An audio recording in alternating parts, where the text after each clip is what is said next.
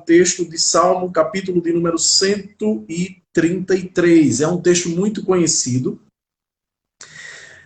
E vou apenas abordar o versículo de número 1. Salmo de número 133, verso de número 1. Só também acrescentando algo, eu quero que sábado, na nossa live, vai ter um momento lá surpresa que eu quero fazer algo com vocês acerca desse estudo da santificação. Então, aqueles que estiverem lá conosco participarão de algo, tá certo? Eu não vou revelar agora o que é, mas eu quero que você, de fato, esteja, conosco no sábado. Então, às 7h30, Não esqueçam, no sábado às 7h30. Então, vamos lá para a nossa devocional. Salmo de número 133. Vou ler apenas o verso 1. Diz o seguinte: como é bom e agradável quando os irmãos vivem em união. Tá certo? Como é bom e agradável quando os irmãos vivem em união. E aí eu estava refletindo sobre esse texto, Eu vou ler aqui porque foi algo que eu escrevi. E aí você vai escutando aí, certo? Esse texto, irmãos, me fez ter saudade. Foi um momento, na segunda-feira. Na segunda-feira bateu, sabe, uma saudade tão grande da igreja, dos irmãos. E o Senhor me fez lembrar esse texto. Então, pensando nesse texto, eu escrevi a seguinte coisa. Em dias como estes, do que você mais sente saudade? Em dias como estes, do que você mais sente saudade? Sair para lanchar com os colegas? Ir à praia? Tem gente que todo final de semana, diga Leto e Larissa, que todo final de semana gostariam, ou gostam de ir à praia. Estariam com saudade da escola bíblica? Encontrar-se com os amigos após o culto para um bom papo? Tem gente que quando o culto termina já corre logo para uma lanchonete ou antes mesmo já articula tudo, já pensa em como vai ser, a noite depois do culto. E aí eu coloco a seguinte coisa. Responder essa pergunta exige um mergulho no oceano da alma humana, pois muitos são os anseios. Então, quando a gente faz essa pergunta, você sente saudade de quê? É uma pergunta muito ampla. Se eu perguntasse a cada um que aqui se encontra, cada um diria que sente saudade de uma coisa diferente. Então, é uma coisa muito aberta, muito subjetiva, pois cada um colocaria, ou externaria aquilo que ele sente saudade, às vezes de estar na calçada, às vezes de ir a um shopping, às vezes de sair para estar com amigos, com irmãos, enfim. Cada um diria, algo diferente. Então, o que eu posso dizer é que tal sentimento, no caso a saudade, ele é verdadeiro e é inerente à existência humana. Ou seja, todos nós sentimos saudade. Não há um ser humano que não consiga ter saudade de nada ou pensar em nada, a não ser que ele tenha alguma doença ou alguma anomalia. Então isso está ligado à existência humana. Todo ser humano, ele sente saudade de alguma coisa. E aí, parafraseando, um personagem muito conhecido, não vou dizer aqui o nome dele, mas certamente você já ouviu essa frase, só que de outra maneira, Ah, saudade das coisas que já vivemos, E aí, pensando no Salmo de número 133, irmãos, que é muito conhecido, por sinal, ele sussurra aos nossos ouvidos o cântico da saudade. Mas saudade de quê? Qual é a saudade ou desejo que é expressado a partir do Salmo de número 133? Da vida em comunidade, que por meio dela usufruímos da comunhão com os nossos irmãos. E aí, pensando nessa comunhão, né, que nós vivemos e presenciamos quando estamos na igreja, quando vamos ao culto, quando vamos à casa do Senhor, me veio à mente a frase de um escritor inglês, Georges Vinocq, não sei se é bem essa a pronúncia, né, do nome inglês, mas ele diz o seguinte: depois da comunhão com Deus, não existe comunhão semelhante à dos santos. Então aqui esse escritor vai dizer que depois de experimentar e de caminhar com Deus, na caminhada cristã não há outra coisa que substitua ou que venha após isso, a comunhão com Deus, a comunhão que a gente experimenta e usufrui na caminhada com outros irmãos.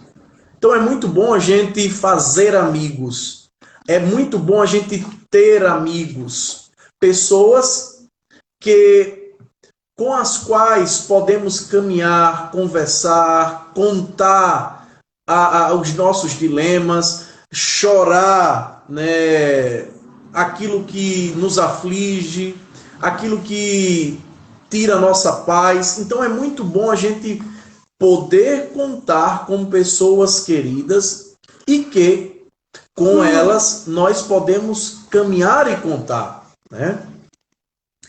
E aí eu penso no seguinte: qual é a importância desse elemento, no caso do elemento da comunhão, para os nossos dias? Por que é importante a gente ser uma pessoa que busca fazer amizades verdadeiras e genuínas? Qual a importância disso? Por qual razão, irmãos? Deus usa essa ferramenta como meio de fortalecimento. Já já vamos ver outros textos que tratam dessa questão.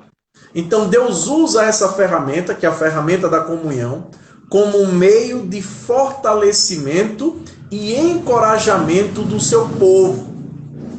Ele, no caso Deus, se apropria do companheirismo cristão para transmitir graça à alma aflita e cansada. Pare e pense na comunhão de Paulo, Lucas, Timóteo e João Marcos. Só para refrescar a sua memória, a segunda carta escrita pelo apóstolo Paulo ao jovem pastor de Éfeso, no caso Timóteo, expressa essa verdade quando ele diz que só Lucas está comigo. Traga Marcos com você, Timóteo, porque me é útil ao ministério. Então, Paulo, quando escreve 2 Coríntios, 2 Timóteo, ele registra essa mensagem ou essa fala justamente para expressar o desejo, né? Ele diz que só Lucas estava com ele, Paulo estava preso, prestes a ser morto, né? E aí ele expressa o desejo de que Timóteo e João Marcos também estejam com ele, porque Paulo, ele gostava de sentir cheiro humano. Paulo era um pastor que gostava de sentir o cheiro de suas ovelhas. Paulo era um pastor que gostava de se relacionar e de manter vínculo com aqueles cristãos que Deus colocou junto, né, ou perto dele, para que ele pudesse cuidar. Poderíamos citar outros exemplos de pessoas que desfrutaram de grande comunhão, né, do próximo. Davi e Jonatas. Né? Jonatas, filho de Saul. Saul queria matar Davi. Quantas das vezes, né, chegou Jonatas para Davi para contar a Davi o que o seu pai tramava, o que o seu pai arquitetava contra Davi. Daniel e seus amigos, né, Sadraque, Mesaque, Abidnego. O que dizer então de Jesus e seus discípulos que durante, né, a passagem dele aqui, os 3 anos ou 3 anos e meio de caminhada com os seus discípulos, Jesus criou vínculos.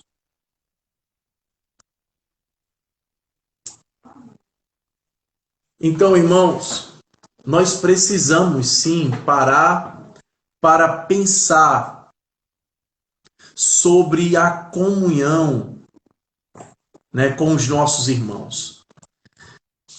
Por exemplo, a Bíblia ela tem vários imperativos ou várias ordens acerca desse desejo, né, de que os irmãos devem manter a comunhão com o outro, com o próximo. Ela tem várias ordens acerca disso e também vários exemplos. Vamos lá para o livro de Hebreus. Vejam só o que Hebreus, capítulo 3, verso de número 12, nos diz. Hebreus 12 e 13.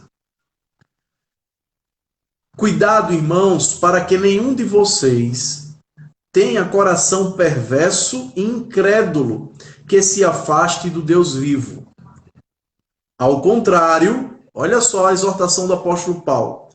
Ao contrário, encorajem-se uns aos outros todos os dias durante o tempo que se chama hoje, de modo que nenhum de vocês seja endurecido pelo engano do pecado.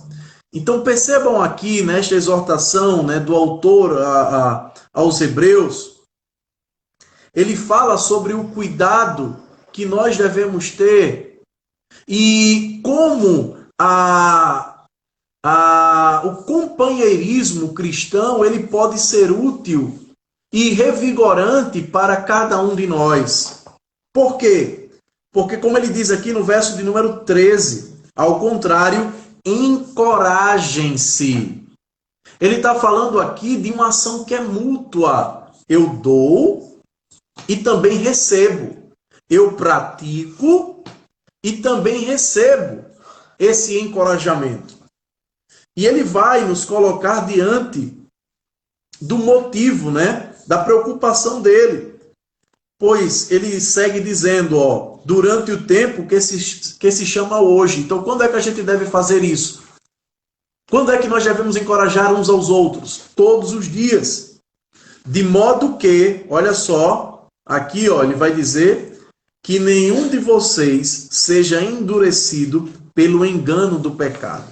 Então, a gente fazer boas amizades ou termos bons amigos, esses amigos podem servir de retrovisor ou de auxílio para cada um de nós na nossa caminhada, fazendo com que nós nos livremos do pecado. Então, às vezes, existem coisas que nós podemos até mesmo não perceber o perigo, mas alguém vem ao nosso encontro, um amigo nosso, ele chega, se aproxima e nos alerta. Então, esse é um benefício que nós podemos ter quando nós vivemos uma vida de comunhão com os nossos irmãos. Um outro texto que eu quero chamar a sua atenção hoje, falando ainda acerca da comunhão, está no capítulo 3, verso de número 6 a 7. São mensagens, né, trazidas de Timóteo para Paulo. 1 Tessalonicenses, capítulo 3, verso 6 e verso de número 7. Diz o seguinte: agora, porém, Timóteo acaba de chegar da parte de vocês. Olha, Timóteo acaba de chegar de Tessalônica, dando-nos boas notícias a respeito da fé e do amor que vocês têm.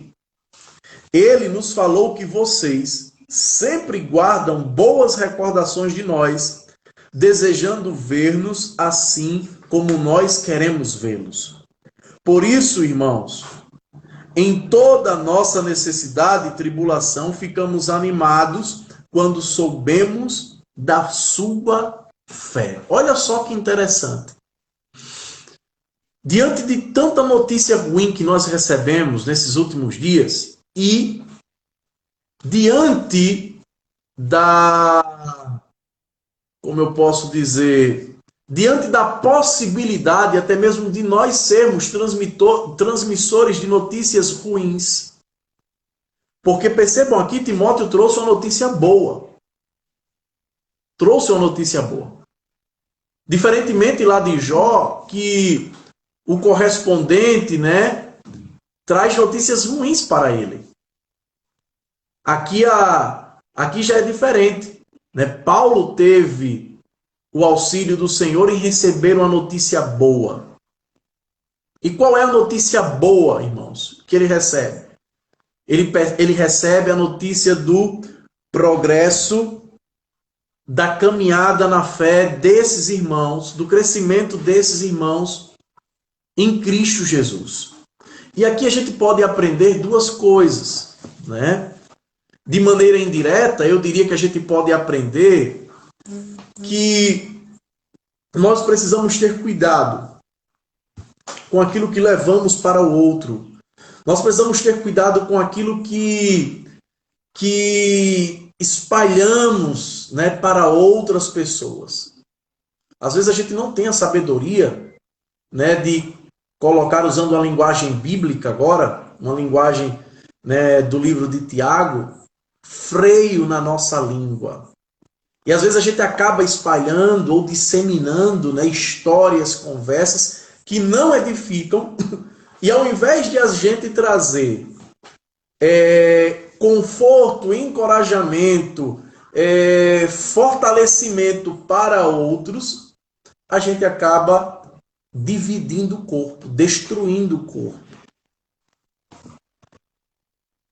Então a gente precisa ter esse cuidado e essa sensibilidade, essa percepção, para que nós não sejamos agentes de causas ou de questões apenas ruins e negativas. Pense, por exemplo, irmãos, na mensagem do Evangelho. A palavra Evangelho significa boas notícias. Olha só que interessante. Então, nós que fomos chamados por Cristo, fomos chamados para sermos agentes do Evangelho, comunicadores do Evangelho, comunicadores da boa notícia. E qual é a boa notícia? Cristo, o Senhor, o Deus Emanuel, está conosco e vive conosco, se relaciona conosco. Então, por que não aproveitar a comunhão que Ele permitiu a gente desfrutar e viver com Ele? Então, irmãos, cuidado com as más notícias, E aqui, um outro ensinamento que nós aprendemos é como esse fortalecimento, como essa comunhão, ela nos ensina a perceber, o agir de Deus na vida de outras pessoas. É muito bom a gente conversar com as pessoas e perceber na fala dela o crescimento, o amadurecimento. E é isso que o Senhor espera de todos nós. Pois como disse aqui no verso de número 6, irmãos, Paulo vai nos dizer, Timóteo acaba de chegar da parte de vocês, dando-nos boas notícias a respeito da fé e do amor que vocês têm. Ele nos falou de que vocês sempre guardam boas recordações de nós, desejando ver-nos assim como nós queremos vê-los. Então, que a gente possa sair ligando para um irmão, conversar com ele. Às vezes o pastor, o pastor Valone, a gente não dá conta de inúmeras pessoas que nós temos para cuidar e conversar, mas você pode sim conversar com ela, você pode chegar, você pode alcançar. Você tem essa liberdade. Você pode fazer isso. Ontem o pastor Valone falou na live dele acerca de Mateus capítulo 28. Irmãos, aquele texto é fantástico. Porque nós temos ali, como ele falou, a missão da igreja. A missão da igreja. E qual é a missão da igreja? É fazer discípulos. É fazer discípulos. E eu acredito, irmãos, isso aqui eu até estava conversando com um amigo meu e ele chamou a atenção disso. E eu vou compartilhar aqui com vocês porque ele disse algo bem interessante.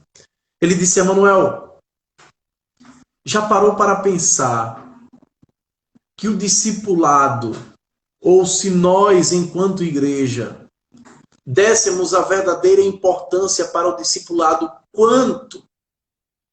Você não sabe o quanto a igreja, os líderes, ganhariam com isso. Porque imagine uma igreja discipuladora, uma igreja que cuida e se importa com o outro. O quanto, o pastor, ele não seria auxiliado, os líderes não seriam auxiliados. O número de pessoas que entrariam numa sala pastoral para conversar com o pastor certamente diminuiriam. Ou diminuiria. Os problemas dentro da igreja, quantos problemas não poderiam ser resolvidos se não tivessem, ou se tivesse ali uma pessoa madura, uma pessoa que desejasse ver esse aspecto da comunhão crescendo dentro da igreja. Então, quantas coisas não aconteceriam? Seria o corpo cuidando do próprio corpo. E de fato, irmãos, isso faz parte do discipulado, da comunhão. E Paulo, de certa maneira aqui, tanto em Tessalônica, como também em Timóteo, ou até mesmo lá em Hebreus, embora a gente não saiba ao certo ou precisar qual é o nome do autor, quem escreveu. Mas todos esses textos que nós acabamos de ler são textos que por trás deles guardam essa esperança do discipulado, do companheirismo, da caminhada junto, de mãos dadas. E por fim, irmãos, o outro texto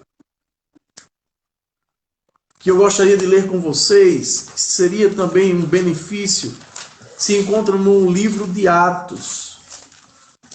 Atos dos Apóstolos, capítulo de número 14, verso de número 21 e 22. Eles pregaram as boas novas naquela cidade e fizeram muitos discípulos. Olha só. Então voltaram para Listra, Icônio e Antioquia, fortalecendo os discípulos e encorajando-os a permanecer na fé, dizendo: é necessário que passemos por muitas tribulações para entrarmos no reino de Deus. Duas coisas eu quero falar aqui rápido. Primeiro, percebam a importância que o apóstolo aqui ele dá e o foco que Lucas, o autor do livro de Atos, dá para o discipulado, irmãos. Pois ele diz, eles pregaram as boas novas naquela cidade e fizeram muitos discípulos. Eles voltaram para Listra, Icônio e Antioquia, fortalecendo agora os discípulos. Então, eles fizeram discípulos, depois fortaleceram os discípulos. Porque não é só, irmãos, pegar a Bíblia. Está aqui, meu irmão, a Bíblia tem 66 livros. E aí explicar a proposta de cada livro. Sim, e depois? As perguntas vão surgir, como surgiram no grupo da igreja, e precisam ser respondidas. A tristeza bate, o desânimo bate. Sim, e aí, o que é que a gente faz? A gente fortalece o cristão.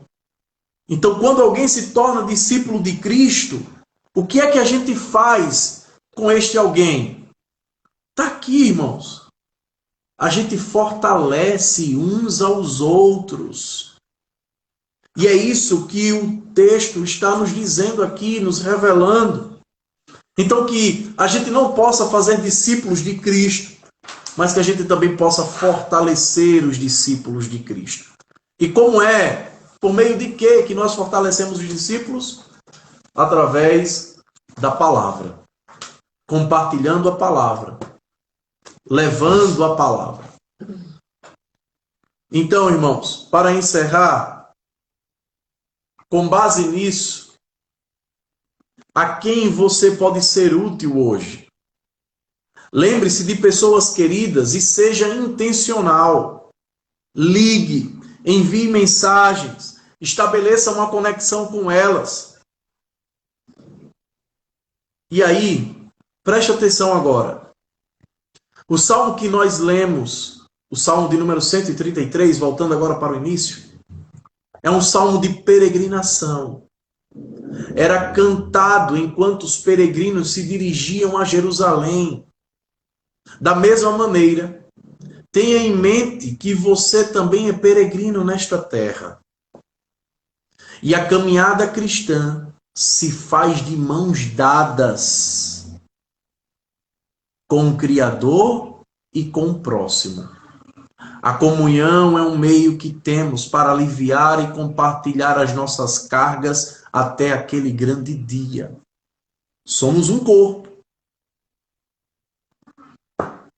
Pois eu sinto saudade da comunhão dos irmãos na igreja, dos momentos de encorajamento nos mais diversos lugares e muita conversa regada a boas risadas. E você? Agora eu entrego a pergunta a você. E você, meu irmão? Do que você sente saudade?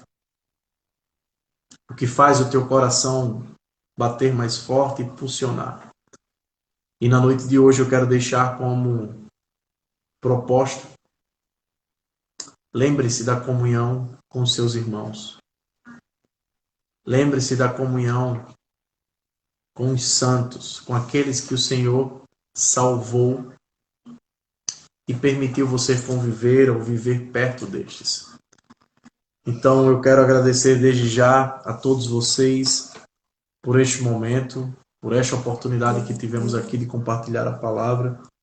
E mais uma vez eu quero pedir desculpas por ter fugido um pouco do foco, mas o motivo eu já falei, né, no início. E sábado a gente volta, eu espero você lá conosco na nossa live. E eu quero fazer algo, né, diferente com vocês, interagir mais com vocês. E a minha oração é que Deus possa fortalecer e aquecer o coração de vocês, né? A minha oração é a mesma que a gente encontra no verso de número 21 do capítulo 14 de Atos. A minha oração é: eles pregaram as boas novas, que nós continuemos pregando as boas novas e fazendo muitos discípulos e voltando sempre para as cidades que, ou os lugares que Deus sempre nos colocou. Aqui fala de Listra, Icônio e Antioquia. Mas aí destacando aqui, irmãos, o fortalecimento dos discípulos. Que a gente possa fazer isso e assim Deus venha nos abençoar ainda mais. Então que Deus nos abençoe. Vamos orar agora e colocar este momento, né, diante de Deus. Amém, irmãos? Querido Deus, amado Pai, Eu quero, Senhor, te agradecer mais uma vez a noite de hoje por tua bondade e misericórdia. Eu não tenho palavras, Senhor, para colocar diante do teu amor. Eu sei que pessoas sofrem, pessoas choram, pessoas se desesperam. Talvez agora porque elas não tenham o que comer na sua casa. E nós intercedemos também por elas. Hoje nós conversamos, falamos sobre a importância de mantermos a comunhão com os nossos irmãos. E esse é um dos objetivos da comunhão. A gente deixar de olhar para o nosso umbigo e passar a olhar agora mais para o outro. Para aqueles que carecem, que sofrem e que precisam também de ajuda. Dá-nos condições, Senhor. E não somente isto, porque às vezes nós até temos condições, mas não temos sensibilidade e empatia com o próximo.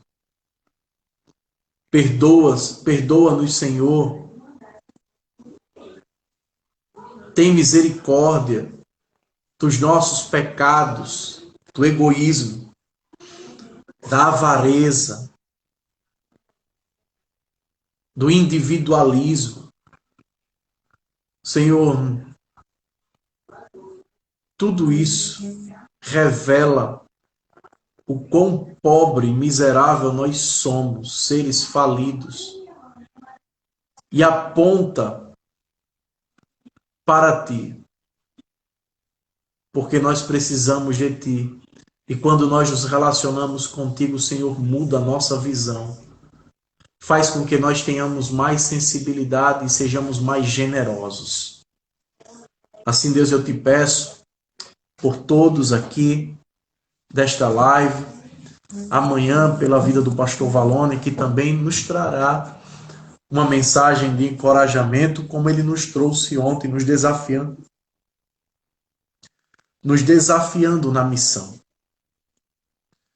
Abençoa, Senhor, os meus irmãos, aqueles que estão longe, como Jesus, a sua irmã, que agora me fugiu a memória. Deus, aos nossos irmãos que estão aqui conosco, Diego, Leto, Mansueli, pastor Valone, Carol, Juninho, Erles, Manu Cicleide, Késia. Senhor, são tantos irmãos. Pelo Caio, que se encontra lá no Peru, Shirley, que está aqui com a sua família também em missão. Pai, muito obrigado por tudo. Nos ensina na caminhada e que assim, Deus, nós cantemos e louvemos a Ti por tudo. No nome de Jesus. Amém. Irmãos, Deus abençoe a todos em Cristo Jesus e até amanhã. Um abraço.